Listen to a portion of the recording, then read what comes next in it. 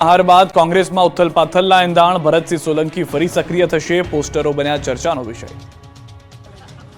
વાવ વિધાનસભાની પેટા ચૂંટણીમાં કારમી હાર બાદ ફરી એકવાર કોંગ્રેસના નેતૃત્વ પર સવાલ ઊભા થઈ રહ્યા છે. ફરી એકવાર કોંગ્રેસમાં અસંતોષની આગ ફેલાય છે. વાવની હાર બાદ કોંગ્રેસમાં મોટી ઉથલપાથલ થવાની શક્યતાઓ જોવા મળી રહી છે. ત્યારે કોંગ્રેસના જૂના જોગી પ્રદેશ કોંગ્રેસના દિગ્ગજ નેતા અને પૂર્વ કેન્દ્રીય મંત્રી ભરતસિંહ સોલંકી શક્તિ પ્રદર્શન સાથે ગુજરાતના રાજકારણમાં ફરી સક્રિય થઈ ગયા છે. કોંગ્રેસ નેતા ભરતસિંહ સોલંકીના જન્મદિવસના લાગેલા પોસ્ટર ફરી એકવાર રાજનીતિની ગલીઓમાં ચર્ચાનો વિષય બન્યા છે. ભરતસિંહ સોલંકીના સમર્થકો દ્વારા કોંગ્રેસ કાર્યાલય બહાર લાગેલા પોસ્ટરમાં ઉપયોગમાં આવેલા વાક્ય તર્ક વિતર્ક ઉભા કરી રહ્યા છે. ભરતસિંહ સોલંકીને કમબેક કરવાની વાત પોસ્ટરમાં કરવામાં આવી છે. ભરતસિંહ સોલંકીના સમર્થકો દ્વારા લાગેલા પોસ્ટર કોંગ્રેસના અનેક નેતાની ઊંઘ ઉડાવી દીધી છે. આગામી 26 નવેમ્બરના રોજ ભરતસિંહ સોલંકીનો જન્મદિવસ છે. મહત્વનું છે કે હાલ કોંગ્રેસની નજર રાજ્યસભાની બેઠક પર છે. હાલ ગુજરાતમાં કોંગ્રેસના એકમાત્ર રાજ્યસભા સાંસદ શક્તિસિંહ ગોહિલ છે, જેમની ટર્મ પણ 2026માં પૂરી થાય છે. જો કે બેઠક ફરીથી કોંગ્રેસને નહીં મળે, કેમ કે કોંગ્રેસ પાસે રાજ્યસભાના સાંસદની એક સીટ માટે જરૂરી એવા ધારાસભ્યોની પૂરતી સંખ્યા નથી. એવામાં ભરતસિંહને અન્ય રાજ્યમાંથી રાજ્યસભાના સાંસદ બનવું હોય તો તેમણે પોતાનું કદ વધારવું પડે. આ ગણતરી પણ શક્તિ પ્રદર્શન પાછળ હોઈ શકે છે. નવસારીમાં ભક્તિમાં લીન થયા હર્ષ સંઘવી અને CR પાટીલ. નવસારીમાં અલૌકિક અતિ રુદ્ર મહાયજ્ઞનું આયોજન કરવામાં આવ્યું, જેમાં પ્રદેશ પ્રમુખ અને કેન્દ્રીય જળશક્તિ મંત્રી CR પાટીલ અને રાજ્યના ગૃહ રાજ્યમંત્રી હર્ષ સંઘવી ઉપસ્થિત રહ્યા. CR પાટીલ અને હર્ષ સંઘવીએ મુખ્ય યજમાન પ્રેમચંદ લાલવાણી સાથે મહાદેવનો અભિષેક કર્યો. આ યજ્ઞમાં જિલ્લા પ્રમુખ અને નવસારીના ધારાસભ્ય પણ ઉપસ્થિત રહ્યા.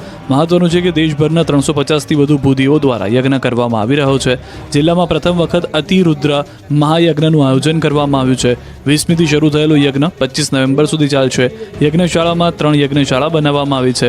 મુખ્ય યજ્ઞશાળામાં 11 કુંડ બનાવવામાં આવ્યા છે, જે 11 રુદ્રના સ્વરૂપ છે. 108 ધારા અભિષેક કરવામાં આવી રહ્યો છે, જેમાં આખા ભારતની 27 નદીનું જળ એકત્ર કરાયું છે. મુંબઈના 2 ભક્તે અંબાજી મંદિરમાં 1.21 કરોડ સોનાનું કર્યું દાન. શક્તિ, ભક્તિ અને પ્રકૃતિના ત્રિવેણી સંગમસમાં માઈધામ અંબાજીમાં 2 અલગ અલગ ભક્તો દ્વારા જગત જનની જગદંબાના શ્રી ચરણોમાં સુવર્ણદાનની ભેટ ધરી છે. મુંબઈના 2 ભક્ત માં અંબાજી પર વારી વારી થયા. ભક્તે 1.21 કરોડનું સોનું માં અંબાજીના શરણે ધરાવ્યું. ગુજરાતનું પ્રસિદ્ધ યાત્રાધામ આરાસુરી અંબાજી માતાના મંદિરે ભક્તો પોતાની મનોકામના પૂર્ણ થયા બાદ માતાજીના ચરણે ભેટ પણ ધરાવે છે. ત્યારે મુંબઈના 2 અલગ અલગ ભક્તે અંબાજી મંદિરમાં સોનાનું ગુપ્ત દાન આપ્યું. શક્તિપીઠ અંબાજી મંદિરમાં મુંબઈના 2 અલગ અલગ ભક્તો દ્વારા માતાજીના ચરણોમાં સોનાના દાનની ભેટ આપવામાં આવી હતી. એક ભક્તે 1 કિલો સોનાની લગડી, જેની અંદાજિત કિંમત 80 લાખ થાય છે, જ્યારે બીજા ભક્તે 520 ગ્રામ સોનાની લગડી અને 100 ગ્રામના 5 અને 20 ગ્રામના 1 બિસ્કિટ ભેટ આપ્યા હતા. આમ અંબાજી મંદિરમાં બંને ભક્તે થઈને અંદાજે 1.21 કરોડ સોનાનું ગુપ્ત દાન કર્યું હતું. આ તરફ ડીસાની અંદર ડાયરામાં થયો રૂપિયાનો ધોધમાર વરસાદ. બનાસકાંઠાના ડીસાના ડાયરામાં રૂપિયાનો થયો વરસાદ. ડીસાના નાની ભાખર ગામે ઈસામની માતાજીના મંદિરમાં ડાયરો યોજાયો, જેમાં 1 લાખથી વધુ લોકોએ ડાયરાની મજા માણી. ડાયરામાં માયાભાઈ આહિર, દેવ પગલી, જીગર ઠાકોર સહિતના કલાકારોએ જમાવટ કરી. જેમ જેમ રાત પસાર થતી રહી તેમ તેમ ડાયરામાં કલાકારોએ રંગ જમાવતા લોકો ઝૂમી ઉઠ્યા. કલાકારો પર રૂપિયાનો વરસાદ કરી દીધો. એક બાદ એક લોકોએ સ્ટેજ પર આવી કલાકારો પર નોટોની ઘોળ કરી કાઢી. કરોડો રૂપિયાની નોટોની ઘોળ થઈ ગઈ હતી. જાણે સ્ટેજ પર નોટોની પથારી થઈ ગઈ હોય. ભજનિક કલાકારો એકથી એક ચડિયાતા ભજન ગાઈને મોજ કરાવી દેતા. જનતાએ પણ રૂપિયાનો વરસાદ કરી કલાકારોને ચલણી નોટોથી ઢાંકી દીધા. એક જ રાતમાં કરોડો રૂપિયા ઉડતા રૂપિયાના રીતસરના ઢગલા થઈ ગયા.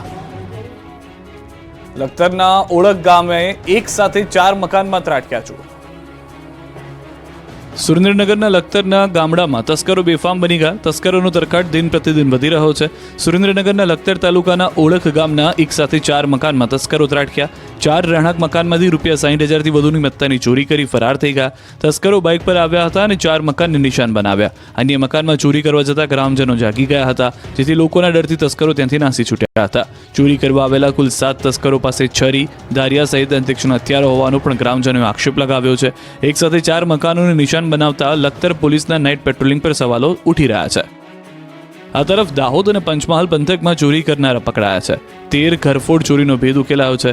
7 લાખના મુદ્દામાલ સાથે 3 આરોપીઓની ધરપકડ છે. મહત્વનું છે કે કેટલાક સમયથી દાહોદ અને પંચમહાલ જિલ્લામાં ઘરફોડ ચોરીની ઘટનાઓ વધી રહી હતી, જેથી પોલીસે કડક તપાસ શરૂ કરી, જેમાં એલસીબીની ટીમે હ્યુમન સોર્સ અને ટેકનિકલ સોર્સની મદદ લીધી અને 13 ઘરફોડ ચોરીનો ભેદ ઉકેલી નાખ્યો. બહારથી સોના ચાંદીના દાગીના લઈ કેટલાક ઇસમો ભાગ પાડવાના હોવાની માહિતી મળતા લોકલ ક્રાઇમ બ્રાન્ચ દ્વારા રેડ કરાઈ, જેમાં 7 લાખના મુદ્દામાલ સાથે 3 આરોપીની ધરપકડ કરવામાં આવી. આ તસ્કરો દિવસ દરમિયાન રેકી કરી બંધ મકાનને રાત્રિના સમયે નિશાન બનાવતા. થોડા દિવસ અગાઉ રાજસ્થાનમાં મરણ ગયેલ લીમખેડાના પરિવારના ઘરે થયેલી ચોરીનો પણ ભેદ ઉકેલાયો છે. ખ્યાતિ હોસ્પિટલમાં પહેલા ફરજ બજાવતા ડોક્ટર અને સ્ટાફના નિવેદન લેવાયા. ખ્યાતિ હોસ્પિટલમાં 2 દર્દીના મોત મામલે ફરિયાદીની તપાસ ક્રાઇમ બ્રાન્ચે શરૂ કરી દીધી છે. ક્રાઇમ બ્રાન્ચે આ હોસ્પિટલમાં પહેલા ફરજ બજાવતા ડોક્ટર અને સ્ટાફના નિવેદન નોંધવાની તજવીજ શરૂ કરી છે. હોસ્પિટલના સંચાલકો દ્વારા રાજ્યભરમાં અલગ અલગ જગ્યાઓ પર કુલ 19 જેટલા મેડિકલ કેમ્પનું આયોજન કરવામાં આવ્યું હતું. ખ્યાતિ હોસ્પિટલમાં વર્ષ 2022થી થયેલા તમામ ઓપરેશન અને PMJAY યોજનામાં થયેલા દર્દીઓની સારવાર અને મૃત્યુ પામેલા દર્દીઓની માહિતી ક્રાઇમ બ્રાન્ચે મંગાવી છે.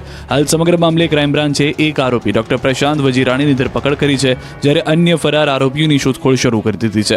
આરોપી પ્રશાંત વજીરાણી તપાસમાં ખુલાસો થયો કે પ્રશાંત વજીરાણીને હોસ્પિટલના સંચાલકો પાસે અગાઉના અંદાજિત ₹24 લાખ લેવાના બાકી હતા. જો કે તે રૂપિયા નહીં ચૂકવતા તેણે નોકરી છોડી દીધી હતી. બાદમાં દર મહિને ટુકડે ટુકડે આ રૂપિયા પરત આપી દેવા માટેની ખાતરી આપતા તે નોકરીએ લાગ્યો હતો. ડોક્ટર પ્રશાંત વજીરાણીએ અત્યાર સુધીમાં 20થી વધુ ઓપરેશન કર્યા હોવાનું સામે આવ્યું છે, ત્યારે હાલ તો ક્રાઇમ બ્રાન્ચે આ મામલે વધુ તપાસ હાથ ધરી છે. ખ્યાતિ હોસ્પિટલનો વધુ એક કાંડ. મહેસાણાના જોરણના એક વ્યક્તિને એટેકનો ડર બતાવી સ્ટેન્ડ મૂક્યું, 3 મહિનામાં મોત.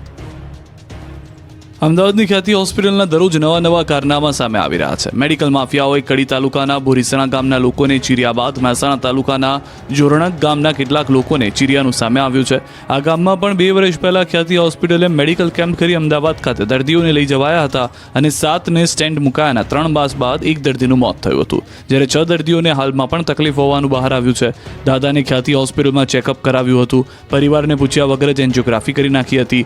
દાદાને પગ અને પેટની તકલીફ હતી. ત્યાં લઈ ગયા એટલે સીધું ઓપરેશન જ કરી નાખ્યું, ત્યારે દાદા વેન્ટિલેટર ઉપર છે. પરિવારે માંગ કરી છે કે હોસ્પિટલવાળા જે ડોક્ટરો છે તેમના ઉપર કાયદેસર અને કડકમાં કડક સજા થવી જોઈએ. મહત્વનું છે કે ખ્યાતિ હોસ્પિટલે 18 ડિસેમ્બર 2022ના જોરણક સાર્વજનિક હોસ્પિટલમાં ફ્રી સારવાર કેમ્પ 35થી 40 લોકોએ નિદાન કરાવ્યું. તેમાં બીજા દિવસે 20થી 22 દર્દીઓને સારવાર માટે હોસ્પિટલની બસમાં અમદાવાદ લઈ જવામાં આવ્યા, જેમાંથી 7 લોકોને એન્જિયોગ્રાફી કરી સ્ટેન્ટ મૂકી દીધા, જેમાંથી લક્ષ્મણભાઈ રાવળનું સ્ટેન્ટ મૂક્યાના 3 માસ બાદ મૃત્યુ થયું, જ્યારે ભોળાભાઈ રાવળ, રામભાઈ, દશરથભાઈ સહિતના સ્ટેન્ટ મૂકેલા દર્દીઓના હાલમાં પણ તકલીફ છે, જેથી પરિવાર ચિંતાતુર બન્યો છે. રાજકોટમાં 68મી નેશનલ સ્કૂલ ગેમનો પ્રારંભ. સ્વિમિંગ ડાઇવિંગમાં 2000 સ્પર્ધકો. પ્રેક્ટિસ કરતા એક સ્વિમરની ઈજા થતા 3 ટાંકા આવ્યા. રાજકોટને વર્ષ 2017 પછી સ્વિમિંગ અને ડાઇવિંગની નેશનલ સ્કૂલ ગેમ યોજવાનો મોકો મળ્યો છે, પરંતુ આ સ્પર્ધા શરૂઆતથી જ વિવાદમાં સપડાઈ છે. રાજકોટમાં રાષ્ટ્રીય કક્ષાની સ્પર્ધાનો પ્રારંભ થતાં પહેલા જ વિવાદ શરૂ થઈ ગયો. ભારતભરમાંથી વિવિધ રાજ્યોના તેમજ CBSE board, state board, school games કેન્દ્રીય વિભાગના વિદ્યાર્થીઓ રાજકોટ પહોંચતા જ તેમને કડવો અનુભવ થયો. આ ખેલાડીઓનો આક્ષેપ છે કે તેમને 3 સ્ટાર હોટલનું કહીને ટાઉનશીપમાં ઉતારો આપવામાં આવ્યો હતો, જ્યાં કોઈ પણ પ્રકારની સુવિધા ન હતી. ભોજન, પીવાનું પાણી તેમજ શૌચાલયમાં પણ પાણી ન હતું અને જમીન પર ગાડલા પાથરી દેવામાં આવ્યા. રાજકોટના ભગવતીપરામાં 4 વર્ષથી બંધ શહીદ રાજગુરુ ટાઉનશીપમાં વિદ્યાર્થીઓને ઉતારો આપવામાં આવ્યો. તો કેરાલાના કોચના કહેવા પ્રમાણે અહીં સ્વિમિંગ પુલ અને પ્રેક્ષક ગેલેરી ટૂંકી છે. નેશનલ તો શું, ડિસ્ટ્રિક્ટ કોમ્પિટિશન પણ અહીં ન યોજવી જોઈએ. એક સ્વિમર ઇજાગ્રસ્ત થઈ જતા તેને પેટ પાસે 3 ટાંકા આવવાનું જાણવા મળી રહ્યું છે. મહત્વનું છે કે રાજકોટ શહેરમાં રાષ્ટ્રીય કક્ષાની તરણ સ્પર્ધા યોજાઈ રહી છે. કોઠારિયા રોડ સ્નાનાગર ખાતે 45 યુનિટના 3500 તરવૈયાઓ અલગ અલગ તરણ સ્પર્ધામાં ભાગ લેશે. અંડર 14, અંડર 17, અંડર 19 કેટેગરીનું સ્વિમિંગ સ્પર્ધા યોજાશે. રાષ્ટ્રીય કક્ષાની અખિલ ભારતીય શાળાકીય સ્વિમિંગ તેમજ ડાઇવિંગ સ્પર્ધાનું આયોજન કરવામાં આવ્યું હતું. વલસાડમાં તંત્રએ રાતોરાત મોતના બમ્પ બનાવતા એક પછી એક 8 વાહન ચાલકો પટકાયા. વલસાડમાં તંત્રએ રાતોરાત મોત સમાન સ્પીડ બ્રેકર બનાવી દેતા 8 વાહન ચાલકો ટપોટપ રોડ પર પટકાયા.